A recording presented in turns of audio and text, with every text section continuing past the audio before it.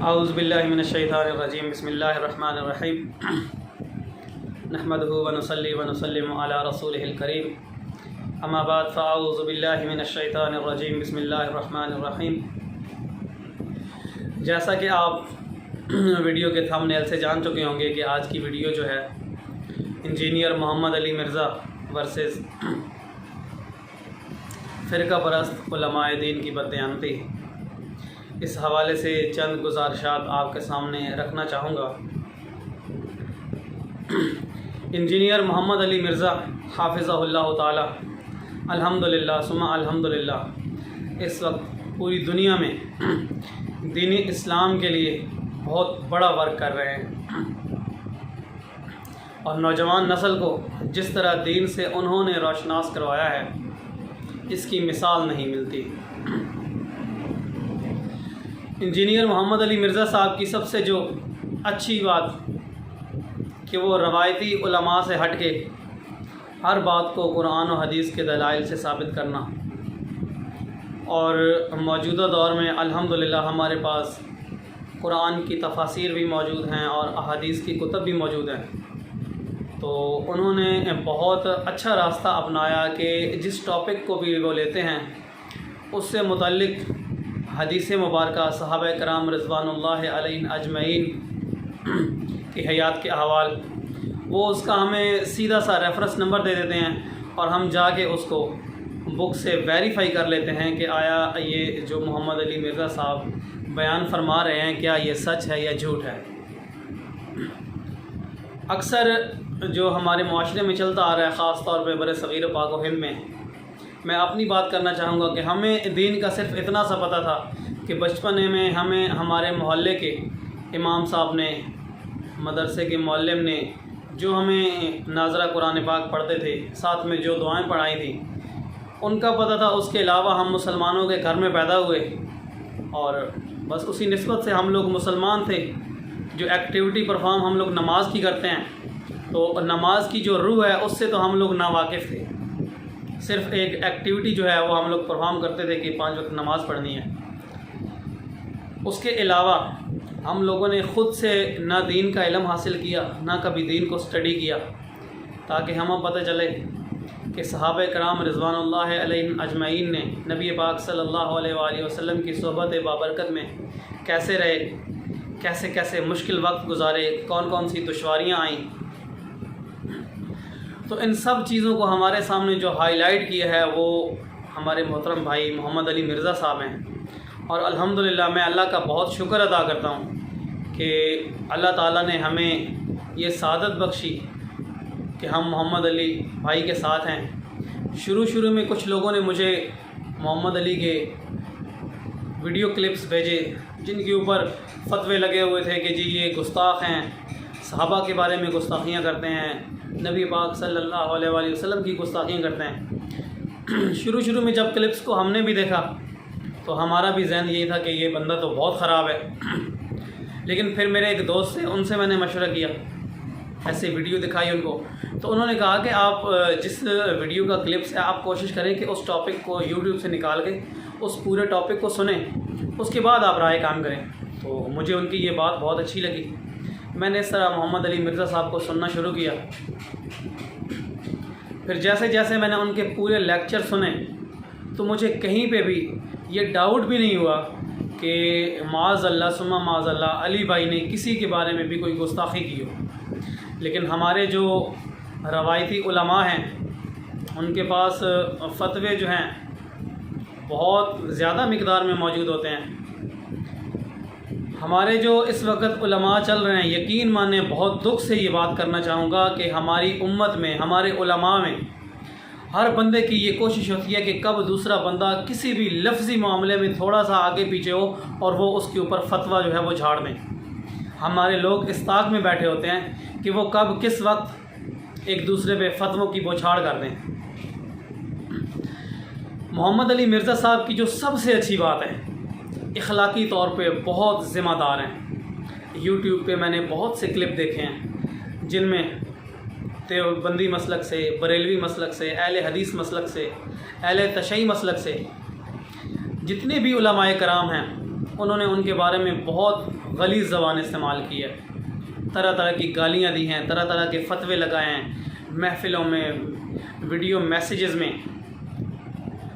لیکن اس کے برعکس جب انہی علماء کرام کو محمد علی انجینئر صاحب جواب دیتے ہیں، تو جب ان کا نام لیتے ہیں تو ان کے نام کے ساتھ وہ کہتے ہیں حافظہ اللہ تعالی۔ اخلاق کی یہ بہت اعلیٰ مثال ہے کہ ایک بندہ آپ کو بھرے مجمع میں بیٹھ کے وہ گالیاں دے رہا ہے، آپ کے اوپر جو ہے وہ گستاخ صحابہ کے، گستاخ رسول کے فتوے لگا رہے ہیں، اور آپ پھر بھی اپنے مجمع میں بیٹھ کے، اپنی محفل میں بیٹھ کے اس کا جو نام ہے وہ اچھے انداز سے لے رہے ہیں، تو یہ اس بات کی گارنٹی ہے کہ آپ اخلاقی طور پہ بہت اونچی جگہ پہ کھڑے ہیں۔ میں نے آج تک نہیں دیکھا کہ محمد علی صاحب نے کسی بھی عالم کو گالی دی ہو، برے نام سے ان کو مطلب مخاطب کیا ہو، ایسا کبھی بھی دیکھنے میں نہیں آیا ہے۔ دوسرے نمبر پہ علی بھائی کا جو سب سے اچھا ایشو ہے کہ امت کو ایک پلیٹ فارم پہ جمع کرنا۔ علی بھائی کو سننے سے پہلے ہمارا بھی مائنڈ یہ تھا کہ ہم نے فلاں مسجد میں نماز پڑھنی ہے، فلاں میں نہیں پڑھنی، فلاں امام کے پیچھے ہماری نماز ہوتی ہے، فلاں امام کے پیچھے ہماری نماز نہیں ہوتی۔ لیکن جب محمد علی بھائی کو سنا اور انہوں نے حضرت عثمان غنی رضی اللہ تعالیٰ عنہ کے دور مبارک کی جو ایک واقعہ تھا، جس کو صحیح بخاری میں 695 نمبر پہ حدیث یہ آئی ہے کہ جب سیدنا عثمان رضی اللہ تعالیٰ عنہ کو لوگوں نے جو ہے وہ قید کر لیا، اور انہی قید کرنے والوں میں سے، انتشار پھیلانے والوں میں سے لوگوں نے مسجد نبوی پہ قبضہ کیا، اور انہی کا امام جو تھا وہ مسجد میں جماعت کرواتا تھا، تو صحابہ کی ایک جماعت جو ہے وہ امیر المومنین کے پاس حاضر ہوئی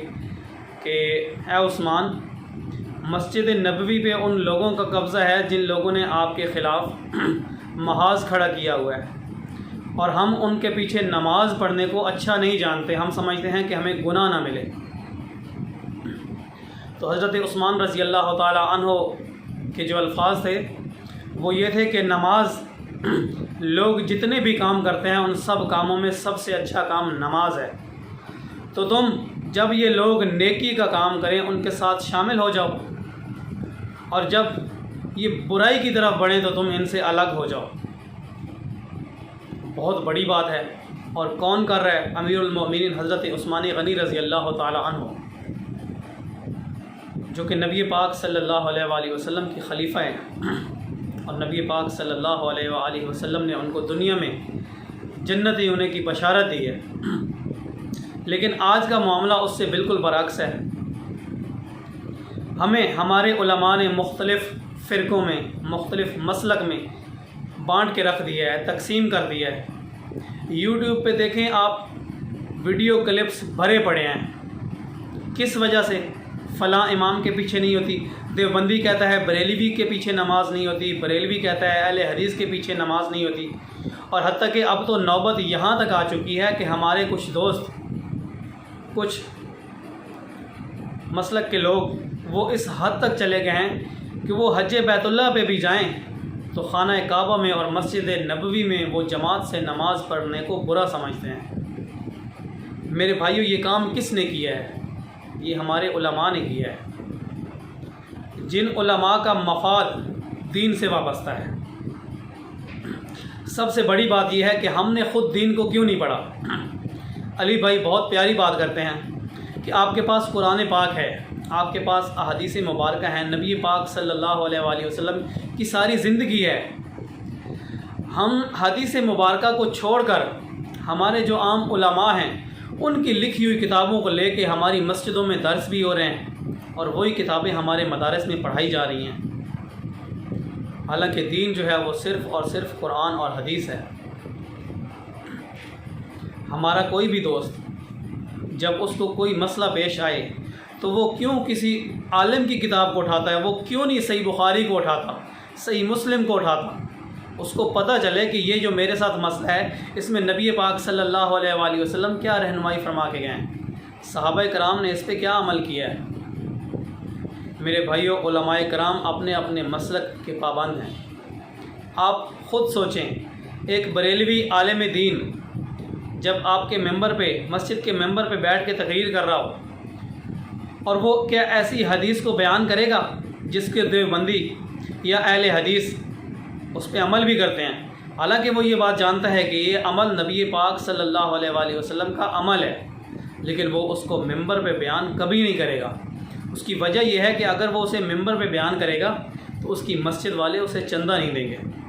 ہو سکتا ہے وہ اگلی نماز میں ہی اسے کہہ دیں کہ جی آپ تو بریلوی ہو گئے ہیں، آپ تو دیوبندی ہو گئے ہیں، آپ تو اہل حدیث ہو گئے ہیں،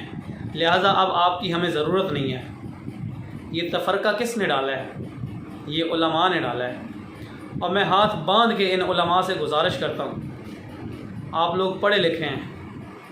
قرآن کو بھی جانتے ہیں، نبی پاک صلی اللہ علیہ وآلہ وسلم کے فرمان کو بھی جانتے ہیں، خدا را اس امت کو ایک پلیٹ فارم پہ جمع ہونے دے۔ اہل سنت والجماعت، جس میں بریلوی، دیوبندی، اہل حدیث سب اپنے آپ کو یہی نام دیتے ہیں، لیکن سب ایک دوسرے کے پیچھے نماز پڑھنے کو تیار نہیں ہیں۔ ہمارے سامنے ایسے واقعات بھی ہوئے ہیں، بریلوی کی میت ہوئی ہے، فوت ہوا ہے، اور اس کی نماز جنازہ دیوبندی عالم نے پڑھا دی ہے، تو فتوے آنا شروع ہو گئے ہیں کہ جی جنہوں نے نماز جنازہ پڑھی ہے ان کے نکاح ٹوٹ گئے ہیں۔ میرے بھائیو، یہ تفریق کس نے ڈالی ہے؟ یہ ہمارے علماء نے ڈالی ہے۔ خدا را میں اپنے نوجوانوں سے گزارش کرتا ہوں کہ علماء کو بے شک سنیں، لیکن ان علماء سے سوال بھی کریں کہ حضرت یہ جو آپ فتویٰ جاری کر رہے ہیں فلاں کے پیچھے نماز پڑھنے سے ہمارا نکاح ٹوٹ گیا ہے، ذرا اس کو ہمارے سامنے لے کے آئیں کہ نبی پاک صلی اللہ علیہ وسلم کی زندگی میں کوئی ایسا عمل ہوا ہے، صحابہ کی زندگی میں کوئی ایسا عمل ہوا ہے۔ ہمارے لیے جو مشعل راہ ہے وہ صحابہ کرام رضوان اللہ علیہم اجمعین کی زندگی ہے، اور انجینئر محمد علی مرزا کو جو ہمارے علماء گستاخ صحابہ ڈکلیئر کرتے ہیں، ہمیں تو صحابہ کے نام بھی نہیں پتہ تھے، ہمیں تو خالد بن ولید کے بارے میں محمد علی انجینئر نے بتایا، حضرت کعب احبار کا واقعہ انہوں نے بتایا، باقی جتنے بھی صحابہ ہیں جنہوں نے جنگوں میں حصہ لیا اور جو کارنامے انہوں نے سر انجام دیے ہمیں بتایا ہے، اور ہمیں باقاعدہ ریفرنس سے بتایا ہے کہ بخاری میں جا کے دیکھیں، مسلم میں جا کے دیکھیں، جامعہ ترمذی میں جا کے دیکھیں، سنن ابی داؤد میں جا کے دیکھیں، مسند ابی رزاق میں دیکھیں۔ ہمیں تو احادیث کی کتب کے نام بھی پتہ نہیں تھے، ہمیں بتایا ہے تو محمد علی انجینئر نے بتایا ہے، اور میں انجینئر صاحب کے لیے دعا گو ہوں کہ اللہ تعالیٰ آپ کو سلامت رکھے، اللہ آپ کو اپنی حفظ و امان میں رکھے۔ آپ ایک بہت بڑا کام کر رہے ہیں، اور میرے نزدیک اس وقت امت میں آپ کا بہت بڑا مقام ہے۔ میں بھی پہلے مسجدوں کی تفریق میں شامل تھا،